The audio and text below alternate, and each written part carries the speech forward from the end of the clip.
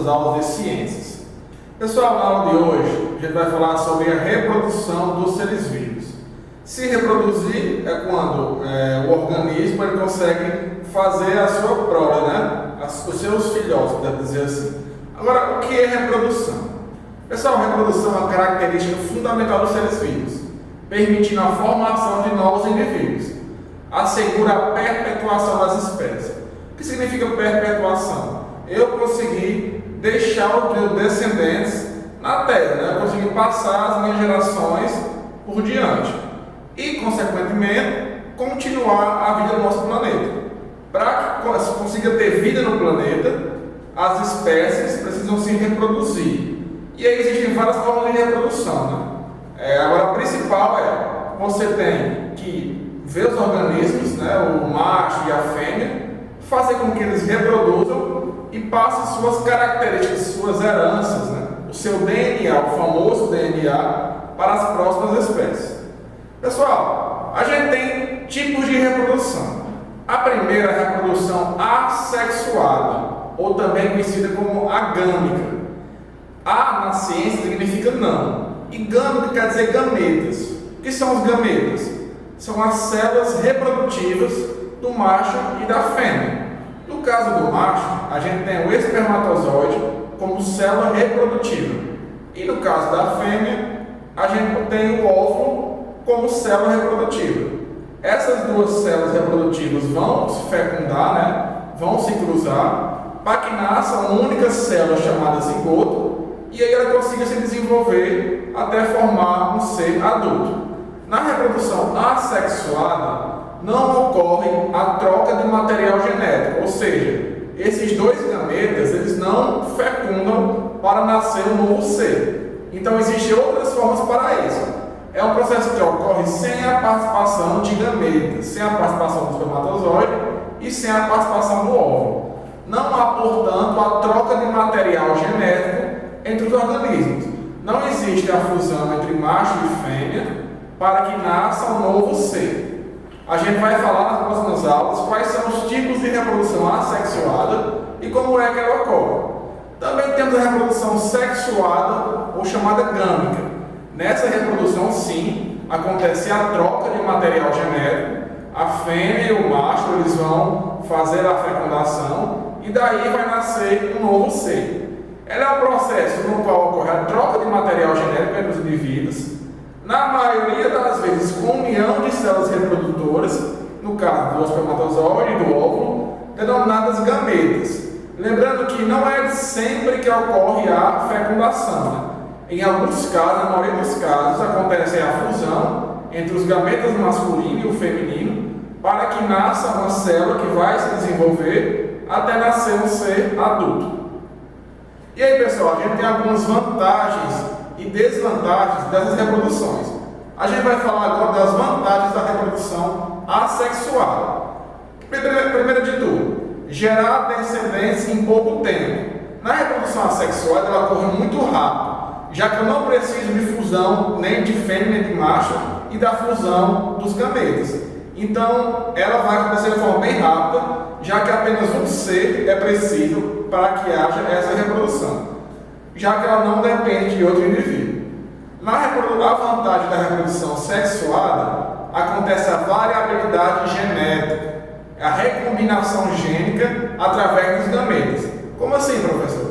Você recebe características tanto do seu pai como da sua mãe. Isso é passado durante a fecundação, onde se formou aquelas células de zigoto, que é a união do espermatozoide com o óvulo.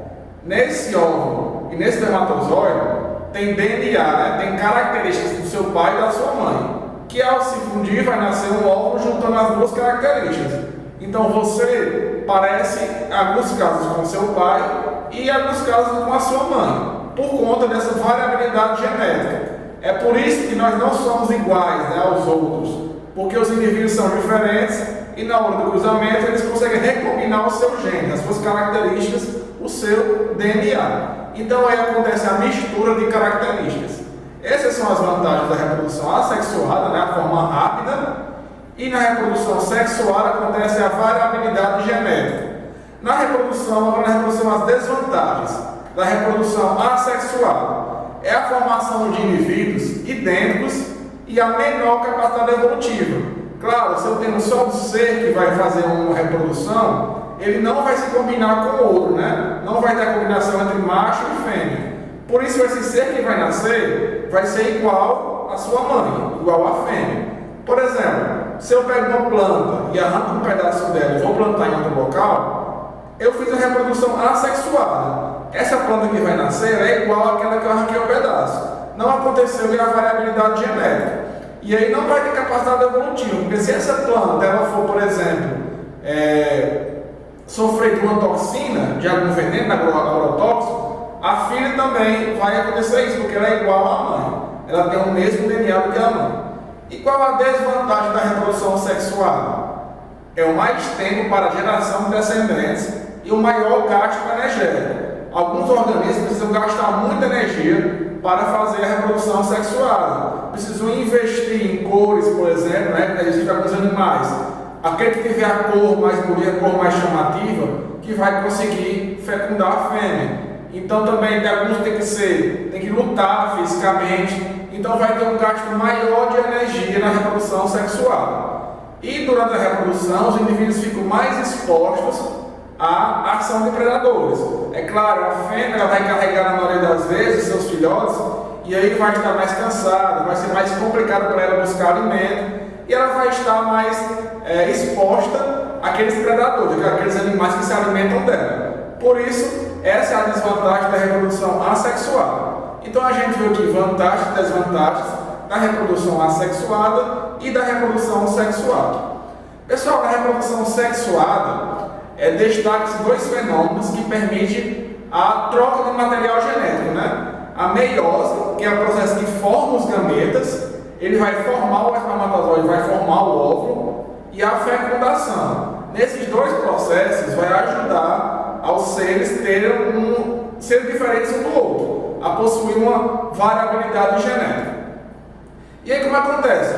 Vocês veem aqui no slide. A fêmea e o macho eles vão fecundar, um com o seu espermatozoide, outro com o óvulo. O espermatozoide vai entrar nesse óvulo e eles vão formar uma única célula chamada de gameta. Essa célula ela vai se reproduzir, ela vai se desenvolver até formar o ser humano adulto. Então as células, os gametas se fundem e formam um zigoto. Esse zigoto vai sofrer várias reproduções até formar o ser completo. E aí no espermatozoide, quanto no óvulo, todos eles possuem um núcleo. O espermatozoide possui uma cauda para facilitar a sua movimentação dentro do corpo da fêmea para chegar até o óvulo.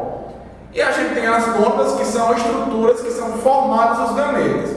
No caso do homem é formado nos testículos, o espermatozoide, e na mulher o óvulo é formado no ovário. Na reprodução sexuada, a gente tem algumas classificações, né? Quanto ao sexo, a gente tem indivíduos monóicos ou dioicos. Indivíduos monóicos são aqueles que têm os dois sexos num só, também conhecidos como hermafroditas. E os dioicos que têm o macho e tem a fêmea. Eu consigo distinguir o que é macho e o que é fêmea. A fecundação ela pode ser interna ou externa, pode ser dentro da fêmea, ou essa fecundação de óvulo com espermatozoide pode acontecer fora dos dois indivíduos.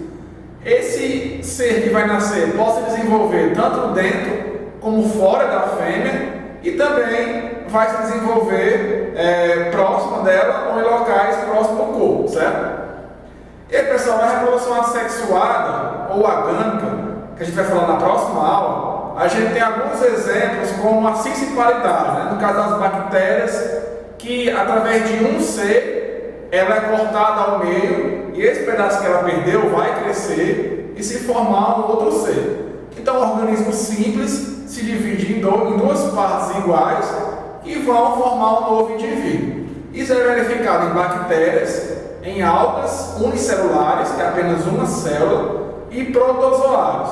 Essa reprodução chamada cisciparidade. É uma reprodução rápida e uma reprodução assexuada. Nas próximas aulas a gente vai entender como funciona cada etapa dessas reproduções. Obrigado e até a próxima aula.